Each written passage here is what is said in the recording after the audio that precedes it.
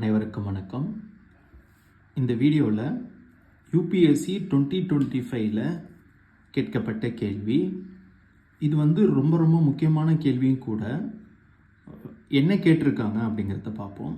First என்ன விஷயம் இருக்குது, விச் ஆஃப் த ஃபாலோயிங், அதாவது பிஒய்க்யூ படிக்கும்போது கரெக்டாக ராங்கா அப்படிங்கிறது தெரியணும். ஸோ இந்த ஸ்டேட்மெண்ட்டை பார்க்கும்போது இது கரெக்டாக, அதாவது which of the following statements are correct, அதாவது 3 ஸ்டேட்மெண்ட் கொடுத்துருக்காங்க. அதில் நம்ம என்ன பண்ணணும், எந்த ஸ்டேட்மெண்ட் கரெக்ட் அப்படிங்கிறத நம்ம பார்க்கலாம். இப்போ பாருங்கள், first statement, list 1 union list in the 7th schedule. Next extent of the executive power of the state. Executive பவர்னால் என்னென்னா நிர்வாகம் சார்ந்த அதிகாரம். Condition of the governor office, governor ஆஃபீஸில் இருக்கக்கூடிய கண்டிஷன்ஸ். இப்போ அடுத்தது தான் இங்கே முக்கியமான விஷயம். For a constitutional amendment who respect ratification legislative not less than 1/2 of the state and before presenting the bill to the president assent. அதாவது இப்போது இதுக்கு முன்னாடி ஒரு சின்ன கான்செப்டு. இப்போது பார்த்திங்க அப்படின்னா நம்ம ஒரு ஆளுங்கட்சி, அப்போ ரூலிங் பார்ட்டி அப்படின்னு சொல்லுவோம். அந்த ரூலிங் பார்ட்டியாக ஆகணும் அப்படின்னா ஃபஸ்ட்டு விஷயம் 50+1 இருக்கணும். அதாவது எத்தனை தொகுதி இருக்கோ, இப்போ 545 தொகுதி இருக்குது அப்படின்னா இதில் 50 இருக்கணும், 50+1 இருக்கணும். இது சிம்பிள் மெஜாரிட்டின்னு சொல்லுவாங்க. ஓகேங்களா, சிம்பிள் மெஜாரிட்டி அப்படின்னு சொல்லலாம். இப்படி இருந்தால் தான் உங்களால் ஆளுங்கட்சியாகவே ஆக முடியும். நெக்ஸ்ட்டு இது சாதாரண ஒரு அமெண்ட்மெண்ட்டுக்கு அதுக்கெல்லாம் 51+ மெஜாரிட்டி தேவை. நெக்ஸ்ட்டு ஸ்பெஷல் மெஜாரிட்டி அப்படின்னு சொல்லுவாங்க. ஓகேவா, ஸ்பெஷல் மெஜாரிட்டினா என்னென்னா 2/3 மெம்பர்ஸ் என்ன பண்ணணும் அப்படின்னா ஓட் பண்ணணும். ஓகேவா, இதுக்கு எதுனா இந்த மாதிரி எதுக்குன்னா கான்ஸ்டியூஷனல் அமெண்ட்மெண்ட் ஆக்ட். ஓகேங்களா, கான்ஸ்டியூஷனல் அமெண்ட்மெண்ட் ஆக்டுக்கு 2/3 மெம்பர்ஸ் இருக்கணும் கண்டிப்பாக. கான்ஸ்டியூஷனல் அமெண்ட்மெண்ட்டுக்கு பார்த்தீங்க அப்படின்னா 2/3 மெம்பர்ஸ் இருக்கணும். நெக்ஸ்ட்டு பார்த்தீங்க அப்படின்னா அதாவது ஸ்பெஷல் மெஜாரிட்டி வித் ஸ்டேட்ஸ். அதாவது இந்த மெஜாரிட்டி பார்த்தீங்க அப்படின்னா ஒரு ஸ்டேட் இப்போது 2/3 மெம்பர்ஸும் இருக்கணும், half ஆஃப் த ஸ்டேட்ஸும் இதுக்கு அப்ரூவல் கொடுக்கணும். இது எந்த மாதிரி மெஜாரிட்டின்னு பார்த்தீங்க அப்படின்னா, இப்போது ஒரு சட்டம் ஆளுங்கட்சி, இப்போது ரூலிங் பார்ட்டி ஒரு சட்டம் கொண்டு வராங்க. அந்த சட்டத்தினால ஸ்டேட்ஸுக்கு ஏதாவது பாதிப்பு இருக்கும், ஸ்டேட்ஸோட ரோலும் இருக்கும். அதில் அந்த இடத்துல என்ன பண்ணணும் அப்படின்னா states, half of the state approval கொடுக்கணும். ஓகேங்களா, அப்படி கொடுத்தா மட்டும்தான் அது சட்டமாக. எக்ஸாம்பிள் ஜிஎஸ்டி, நல்ல எக்ஸாம்பிள். இப்போ ப்ரெசண்ட்டாக இருக்கிற எக்ஸாம்பிளும் கூட. சரிங்களா, இப்போது ஜிஎஸ்டிக்கு முன்னாடி இப்போ 2017 கொண்டு வந்தாங்க. ஜிஎஸ்டிக்கு முன்னாடி பார்த்தீங்கன்னா சேல்ஸ் டேக்ஸ் இருக்கும், நிறைய டேக்ஸஸ்லாம் இருக்கும். இப்போ ஜிஎஸ்டி கொண்டு வந்தால் அந்த டேக்ஸஸ்லாம் ஸ்டேட் கவர்மெண்ட்டுக்கு அடி வாங்குது. அப்போ என்ன ஆகும் அப்படின்னா ஸ்டேட் அதில் அஃபெக்ட் ஆவாங்க. ஃபெடரல் கேரக்டர், இன்னொரு விஷயம் என்னென்னா ஃபெடரல் கேரக்டர், அதாவது ஒரு விஷயம் இருக்குது, அதனால் ஸ்டேட்ஸும் பாதிக்கப்படுது, ஸ்டேட்ஸும் அதில் பங்கீடு இருக்கணும் அப்படின்னா அந்த மாதிரி மெஜாரிட்டிக்கு அந்த சட்டத்துக்கு என்ன பண்ணணும் அப்படின்னா நீங்கள் half ஆஃப் த ஸ்டேட்ஸை கொண்டு வரணும். இந்த கேள்வி அதுதான். ஓகேங்களா, ஃபார் ஏ கான்ஸ்டியூஷனல் அமெண்ட்மெண்ட்டு இந்த மேலே இருக்கக்கூடிய எது கான்ஸ்டியூஷனல் அமெண்ட்மெண்ட் பண்ணும்போது என்ன தேவை, half ஆஃப் த ஸ்டேட்ஸ். இதில் பாருங்கள், half of the states required. ஓகேங்களா, அதாவது பிரசிடென்ட் அசன்ட்டுக்கு போகிறதுக்கு, ஒப்புதல் அளிக்கிறதுக்கு முன்னாடி half ஆஃப் த ஸ்டேட் எதுக்கு தேவை அப்படிங்கிறத நம்ம பார்க்கணும். ஓகேங்களா, ஸோ இதுக்கு நல்ல டீட்டெயில்டாக நம்ம பார்க்கலாம். இதில் இங்கே கவனிங்க, இதுதான் ஆர்டிக்கல் 368. ஒரு கான்ஸ்டியூஷனை நீங்கள் அமெண்ட்மெண்ட் பண்ணணும் அப்படின்னா ஆர்டிக்கல் 368, அதாவது அமெண்ட்மெண்ட் பண்ணுறதுக்கு, திருத்தம் கொண்டு வரத்துக்கு எங்கே இருக்குது அப்படின்னா கான்ஸ்டியூஷனில் யாருக்கு பவர் கொடுத்துருக்காங்க அப்படின்னா ஆர்டிக்கல் 368 தான் பவர் கொடுத்துருக்கு. ஓகேங்களா, இது இந்த ஆர்டிகல்ஸ் பார்த்தீங்க அப்படின்னா டைரெக்டாக கான்ஸ்டியூஷன் புக்கிலேருந்து எழுதியிருக்கோம். ஸோ அதனால் இந்த கேள்வி ரொம்ப முக்கியம். இப்போது இந்த கேள்வி பார்த்தீங்க அப்படின்னா ரொம்ப ரொம்ப அமெண்ட்மெண்ட் ஆஃப் த கான்ஸ்டியூஷன் பார்த்தீங்கன்னா ரொம்ப முக்கியம். ஓகேங்களா, இதை சார்ந்த கேஸஸும் சரி, கேசவானந்த பாரதி கேஸ், இந்த மாதிரி நிறைய கேசஸும் சரி, அதுக்கப்புறம் இந்த ஆர்டிகல்ஸும் சரி ரொம்ப முக்கியமாக இருக்குது. ஓகேங்களா? இப்போ பாருங்கள், under article 368 power of the parliament, பார்லிமெண்ட்டுக்கு மட்டும்தான் இங்கே பவர். புரியுதுங்களா? அந்த ஒவ்வொரு வார்த்தையும் ரொம்ப முக்கியம். Power of the parliament, state லெஜிஸ்லேச்சருக்கு கிடையாது. கான்ஸ்டியூஷன் அமெண்ட்மெண்ட் பண்ணக்கூடிய பவர் வந்து ஸ்டேட்டுக்கு கிடையாது. Power of the parliament to amend the constitution. ஓகேவா? என்ன மாதிரி அமெண்ட்மெண்ட்டை கொண்டு வரணும், என்னென்ன ப்ரொசீஜர்னு அடுத்தது சொல்லியிருப்பாங்க.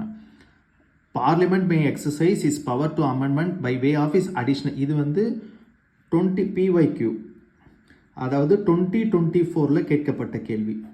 நம்ம சேனல்லையும் போட்டிருக்கோம். நம்ம அமெண்ட்மெண்ட் ஆஃப் த கான்ஸ்டியூஷன் 2025 போட்டிருக்கோம். 2024 கேட்கப்பட்ட கேள்வி.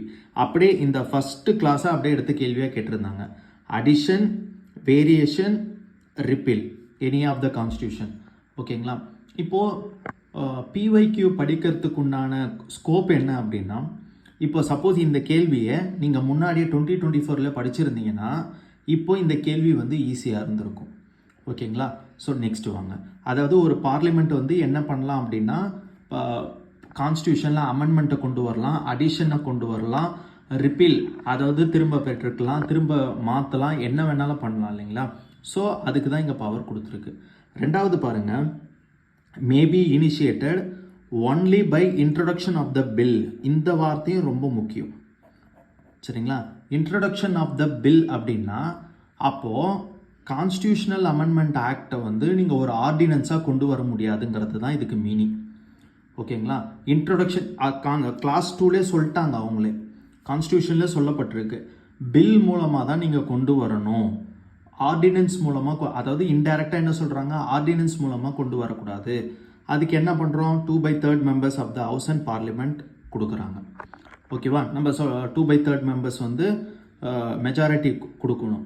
ஓகேவா? ஃபஸ்ட்டு கான்செப்ட் என்ன, பார்லிமெண்ட் மட்டும்தான் கான்ஸ்டியூஷனை அமெண்ட்மெண்ட் பண்ண முடியும். அடிஷன், வேரியேஷன், ரிப்பீல் பண்ணலாம். இது 2024 PYQ. Next maybe initiated only in introduction of the bill. அதாவது இன்ட்ரொடக்ஷன் ஆஃப் த பில்னா, ஒரு பில்லை நம்ம லாஸ்ட் கிளாஸில் பார்த்துருப்போம். ஆர்டினன்ஸில் ஒரு பில் வந்து பாஸ் பண்ணணும், லோக்சபா ராஜ்யசபாவில் பாஸ் பண்ணி பிரசிடெண்ட்டுக்கு போகணும். அந்த மாதிரி தான் கொண்டு வரணும்.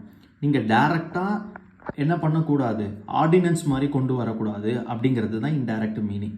ஓகேவா? நெக்ஸ்ட்டு பாருங்கள், இதுவும் பார்த்தீங்க அப்படின்னா 2022 PYQ. இது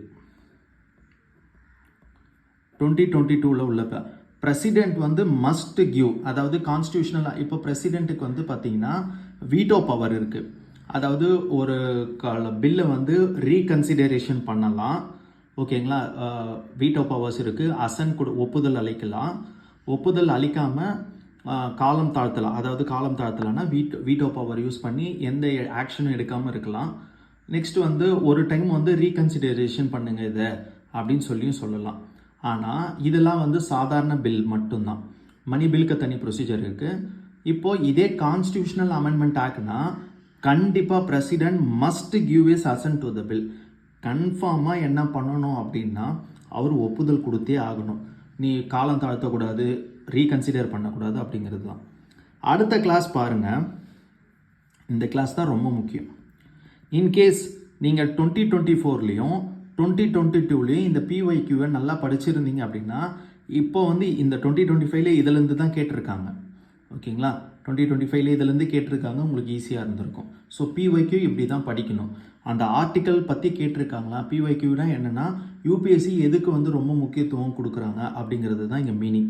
ஓகேவா? இங்கே பாருங்கள், provided if such amendment seeks to any changes. அதாவது அமெண்ட்மெண்ட்டில் வந்து வேறு எதனா இந்த சில ஆர்டிகல்ஸ்லாம் கொடுத்துருக்காங்க. இது வந்து கான்ஸ்டியூஷன் புக்கில் இருக்கிறது. இந்த சில ஆர்டிகல்ஸ்லாம் கொடுத்துருக்காங்க. இதில் அமெண்ட்மெண்ட் பண்ணணும் அப்படின்னா ஸ்டேட்டோட இதுவும் தேவை, கன்சர்னும் தேவை அப்படிங்கிறது தான் இங்கே மீனிங். ஓகேவா? If such amendment seeks to make any changes. என்னென்ன சொல்லியிருக்காங்க, ஆர்டிகல் 54, 55, 73, 162, 241 இந்த மாதிரி சொல்லியிருக்காங்க இல்லையா. Any list in the 7th schedule, representation of the parliament, provision of the article. ஓகேங்களா?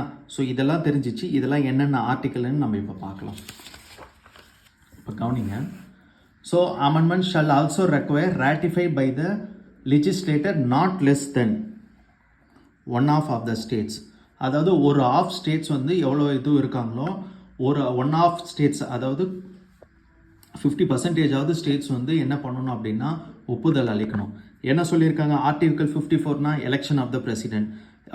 பிரசிடென்ட்டோட எலெக்ஷனில் கண்டிப்பாக ஸ்டேட்டோட ரோல்ஸ் இருக்குது, ஒவ்வொரு ஸ்டேட்டோட ரோல் இருக்குது. ஏன்னா எம்எல்ஏ எம்பி தான் வந்து பிரசிடென்ட்டோட எலெக்ஷனில் கலந்துக்கிறாங்க. அப்போது அதில் நீங்கள் சேஞ்சஸ் கொண்டு வந்தால் ஸ்டேட்டோட ஒப்புதல் தேவை அப்படின்றோம். Next 55 manner of election. இதுலேயும் பார்த்தீங்கன்னா election of the president. Article 73 executive power of the union. யூனியனோட நிர்வாக பவரை எக்ஸ்டெண்ட் பண்ணுறாங்க. இப்போ எக்ஸ்டெண்ட் பண்ணுறாங்கன்னா அங்கேயும் பார்த்தீங்க அப்படின்னா ஸ்டேட்டோட ரோல் இருக்குது. அப்புறம் நெக்ஸ்ட் பார்த்தீங்க அப்படின்னா ஆர்டிகல் 162 வந்து executive power of the state. High court and union territories இதில் எதனா சேஞ்சஸ் கொண்டு வரணும். Next goods and services tax இதோ வந்துருச்சிங்களா. இந்த டேக்ஸ் கவுன்சிலில் பார்த்தீங்க அப்படின்னா ஸ்டேட்டோட ரோலும் இருக்கும். ஓகேவா, ஸ்டேட்டும் வந்து வாக்களிப்பாங்க. இங்கே டேக்ஸ் ஒரு நீங்கள் ஜிஎஸ்டி கொண்டு வரணும் அப்படின்னா நீங்கள் இந்த கவுன்சில் தான் முடிவு எடுப்பாங்க. அந்த கவுன்சிலில் எல்லா ஸ்டேட்ஸும் இருப்பாங்க. நெக்ஸ்ட்டு பாருங்கள் சாப்டர் 4 ஆஃப் பார்ட் 5ல் யூனியன் ஜுடிஷியரி. யூனியன் ஜுடிஷியரியில் நீங்கள் ஏதாவது ஒரு சேஞ்சஸை கொண்டு வரணும் அப்படின்னா அமெண்ட்மெண்ட்டை பண்ணணும் அப்படின்னா நீங்கள் ஸ்டேட்டோட ஒப்புதல் தேவை. ஹைகோர்ட் இந்த ஸ்டேட்ஸு இது நல்லா எல்லாருக்கும் தெரியும். Next relation between union and state. Union and ஸ்டேட்டில் distributive power, legislator power, distributive power தனித்தனியாக கொடுத்துருக்காங்க இல்லையா. அதுக்கும் பார்த்தீங்க அப்படின்னா யாரோட ஒப்புதல் தேவை அப்படின்னா ஸ்டேட்டோட ஒப்புதல் தேவை. இந்த கவனிங்க, எனி லிஸ்ட் இன் 7th ஷெட்யூல். எனி லிஸ்ட்டுன்னு சொல்லிட்டாங்க அவங்க ஆர்டிகல் 246. இது எனி லிஸ்ட்டுனா 7th ஷெட்யூலில் 3 லிஸ்ட் இருக்குது. Union list, state list, concurrent list. அப்போ யூனியன் லிஸ்ட்டில் ஏதாவது சேஞ்சஸோ ஸ்டேட் லிஸ்ட்டில் ஏதாவது சேஞ்சஸோ அதனால் அந்த ஸ்டேட் அஃபெக்ட் ஆகுதுனாலும் என்ன பண்ணணும், நீங்கள் கொண்டு வரணும் அப்படிங்கிறது தான். ஸ்டேட்டோட கன்சர்னை கேட்கணும், அவங்களும் ஒப்புதல் அளிக்கணும் அப்படிங்கிறது தான். ஓகேங்களா. Representation of states in the parliament. Representation of the ஸ்டேட்ஸ்னால் இந்த ராஜ்யசபா இருக்குது இல்லையா. ராஜ்யசபாவில் பார்த்தீங்கன்னா ஸ்டேட்டோட ரோல் ரொம்ப ரொம்ப முக்கியமானது அது. ஓகேங்களா. அதில் காம்போசிஷன் எதனா மாற்றுறாங்க, இல்லை லோக்சபாவோட எலெக்ஷன்ஸில் எதனா சேஞ்ச் பண்ணுறாங்க, ரீஅட்ஜஸ்ட்மெண்ட் ஆஃப் லோக்சபா சீட்டு. இப்போது ரீசெண்டாக வந்து சைமல்டேனியஸ் எலெக்ஷன் வந்து கொஞ்ச நாள் போயிட்டு இருந்துச்சு இல்லையா. அப்போ வந்து பார்த்திங்கன்னா சீட்டை வந்து அட்ஜஸ்ட்மெண்ட் பண்ணுவாங்க சென்சஸ்க்கு ஏற்ற மாதிரி. ஸோ அது அந்த மாதிரி எதனா சேஞ்சஸ் வரும்போது நீங்கள் என்ன பண்ணணும், ஸ்டேட்டோட கன்சர்னும் கேட்கணும் அப்படிங்கிறது தான். ஓகேங்களா. ஸோ இப்போது இதுதான் வந்து ஆர்டிகல் 360யோட கம்ப்ளீட் டீட்டெயில். ஓகேவா. இப்போது கொஷினுக்கு வரும். நம்ம என்ன சொல்லியிருக்காங்க, எனி லிஸ்ட் அப்படின்னு சொல்லியாச்சு. அப்போ இந்த ஸ்டேட்மெண்ட் தப்பு, சாரி இந்த ஸ்டேட்மெண்ட் கரெக்ட். ஓகேவா. எனி லிஸ்ட்டுன்னு சொல்லியாச்சு. எனி லிஸ்ட்னு அப்போ யூனியன் லிஸ்ட்டும் அதுக்குள்ளே அடக்கும். அப்போது யூனியன் லிஸ்ட்டில் நீங்கள் ஏதாவது சேஞ்சஸை கொண்டு வரணும்னா ஸ்டேட்டோட கன்சர்ன் தேவை அப்படிங்கிறது. Next extent of the executive power of the state. ஓகேவா. எக்ஸ்டென்ட் ஆஃப் த எக்ஸிக்யூட்டிவ் பவரோட ஸ்டேட்டோட கன்சர்னும் நீங்கள் என்ன பண்ணணும், கண்டிப்பாக கேட்கணும் அப்படிங்கிறது தான். ஓகேவா. ஆனால் condition of the governor office. இப்போ கவர்னர் ஆஃபீஸில் பார்த்தீங்க அப்படின்னா மேபி வந்து கவர்னரோட சேல்ரி இன்க்ரிமெண்ட் பண்ணலாம், சேல்ரி அதிகப்படுத்தலாம், சேல்ரி குறைக்க மாட்டாங்க, பட் சேல்ரி அதிகப்படுத்தலாம். இல்லை அலோன்சஸில் எதனா சேஞ்சஸை கொண்டு வரணும்னா ஸ்டேட்டோட கன்சர்ன் தேவையில்லை. ஓகேங்களா. ஸோ அப்போ இந்த ஸ்டேட்மெண்ட் தப்பு. இது 2 தான் கரெக்ட். அப்போது 1 and 2 ஆர் கரெக்ட், ஏ தான். இப்போது இன்னொரு விஷயம் கூடவும், இன்னொன்று சப்போஸ் இது எதனா தெரியலனா கூட இந்த ஸ்டேட்மெண்ட் நம்மளுக்கு நல்லா தெளிவாக என்ன சொல்லுது அப்படின்னா கவர்னர் ஆஃபீஸில் நடக்கக்கூடிய சேலரி எதை பற்றியும் ஸ்டேட்டோட ரோல் கிடையாது. எல்லாமே பார்த்தீங்க அப்படின்னா சென்ட்ரல் கவர்மெண்ட்டோட ரோல் தான். அப்படி பார்க்கும்போது இது தப்புன்னா இது தப்பு, இது தப்பு, இது தப்பு. ஆட்டோமேட்டிக்காக 1 and 2 தான் கரெக்ட். இது தெரியலனா கூட பரவாயில்ல, நம்மளுக்கு ஒரு ஸ்டேட்மெண்ட் தெரிஞ்சால் போதும் இதில். ஓகேங்களா. ஸோ இதுதான். நீங்களும் வந்து என்ன பண்ணுங்க அப்படின்னா இந்த அமெண்ட்மெண்ட்டை ஒன்று நோட்ஸாகவும் நீங்கள் எழுதி வச்சுக்கலாம். இப்போ நான் வீடியோவில் பார்க்குறத இல்லைனாலும் நீங்கள் ஆர்டிகல்ஸ் வந்து கான்ஸ்டியூஷன் புக்குன்னு போட்டு தமிழ்லன்னு போட்டிங்கனாலும் தமிழ்லேயும் இருக்குது இதில். ஸோ டவுன்லோட் பண்ணி பிவைக்கு இப்படி தான் படிக்கணும், இவ்வளோ அனலைசிஸ் பண்ணிங்க அப்படின்னா தான் உங்களால் 2-3 கேள்விகளை வந்து ஈஸியாக அச்சீவ் பண்ண முடியும். மெயின்ஸ் ஆன்சர் ரைட்டிங்க்கும் இதெல்லாம் உதவும். ஓகேங்களா. இன்கேஸ் அமெண்ட்மெண்ட்டை பற்றி கேட்குறாங்க அப்படின்னா ராட்டிஃபிகேஷன் வந்து கான்ஸ்டியூஷனில் இந்த மாதிரி சொல்லப்பட்டிருக்கு அப்படிங்கிறதும் நீங்கள் வந்து தெளிவாக எக்ஸ்பிளைன் பண்ண முடியும். மெயின்ஸ் ஆன்சர் ரைட்டிங்கும் தேவை, ஆஸ் வெல் அஸ் ப்ரிலிம்ஸுக்கு ரொம்ப ரொம்ப தேவை. ஓகேங்களா. ஸோ ஆர்டிகல் 368 படிங்க. ஸோ வீடியோ பிடிச்சிருந்தா சப்ஸ்கிரைப் பண்ணுங்கள். நன்றி.